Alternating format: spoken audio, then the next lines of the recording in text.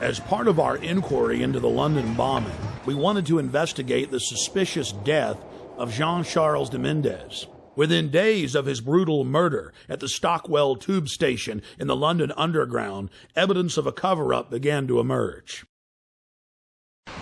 What did you witness with the unfortunate Brazilian man that died? All we saw was the police running into the station with guns. That's all we saw. We didn't see anything else at all. And then after that, a couple of seconds after that, we were vacated down South Lambeth Road. That was all we saw. We didn't see anything else.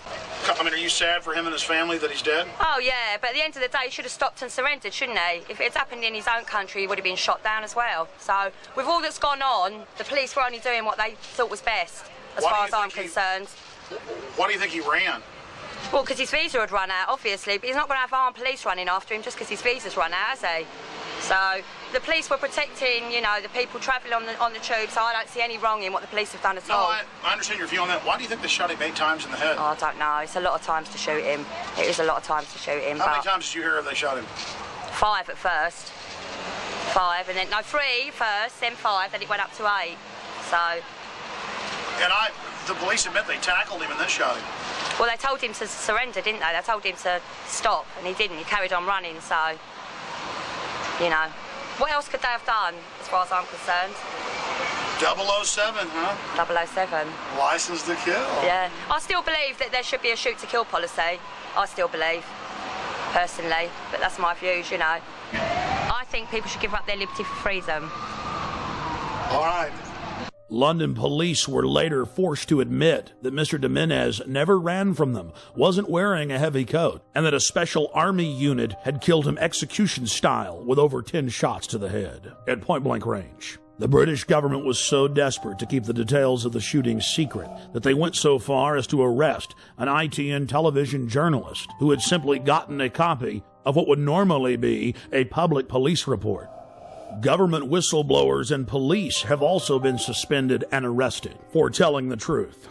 We had our details taken and were threatened with arrest simply for asking questions of locals outside the Stockwell station and videotaping police. Where are you based? Austin, Texas.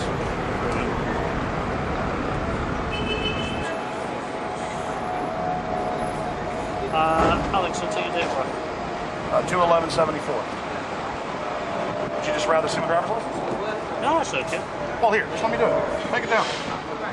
That's all I need, mate.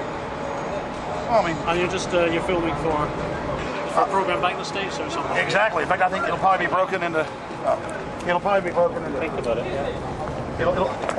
Sir, what do you think about this event? I think it's very bad that it happened. What do you think should happen? I think the policy of shooting should have been more thoroughly thought out. I'm afraid there must have been a terrible mistake here. I feel very sorry for the family and very sorry for the policeman that made a horrible mistake. Yeah, it's going to be bad for everybody. It's a tragedy all around, I think. Thank you. The police first claimed that it was a hot morning when official weather reports showed that it was around 60 degrees and that Mr. de Mendez was running down the street wearing a giant padded coat with wires sticking out of it, that he vaulted over the turnstiles, charged through a crowd of pedestrians, raced onto the train, and was about to detonate bombs when the heroic officers gunned him down. The authorities then conveniently claimed that all the surveillance cameras malfunctioned that morning. Police have now been forced to admit, thanks to watchdogs in their ranks, that none of the cameras malfunctioned, and they've now released the video. The government has now been forced to admit that he was wearing a light denim jacket, and there were no wires of any type. Police that weren't part of the special military unit didn't know why they killed him. The police had followed him from his home. They knew that he was a Latin Brazilian working in England as an electrician. They followed him for 30 minutes as he walked from his home towards the station. Once in the station, he calmly bought a Metro paper, paid for his ticket with his Metro Oyster card, and then walked onto the train. Passengers then reported that they were told to get off the train.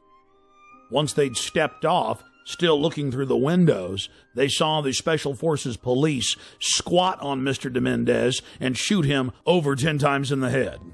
Witnesses said Dominguez looked at the authorities as if he knew them. He was like a scared rabbit, and he was killed execution style.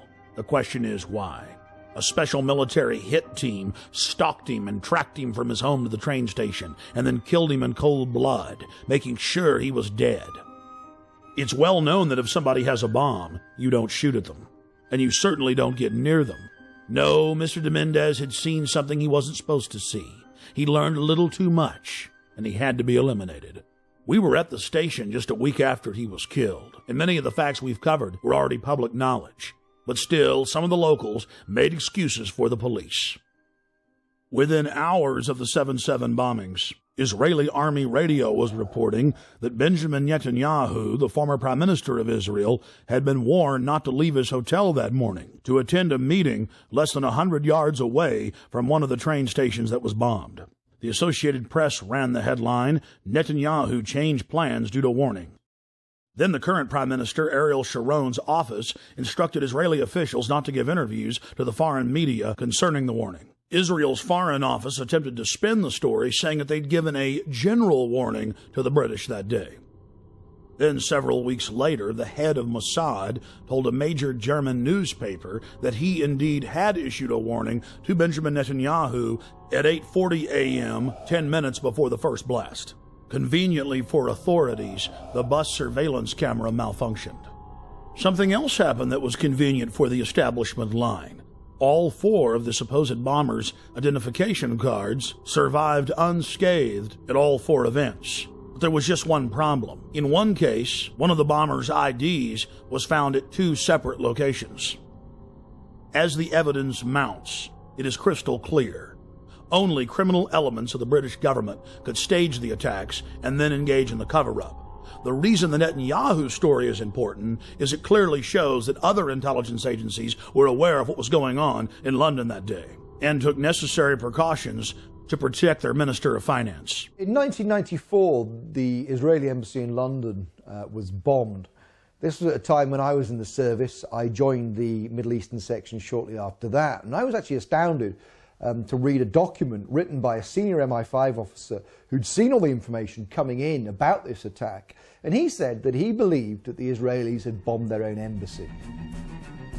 In any staged terror attack, governments have to be extremely careful to keep the operation shielded, compartmentalized.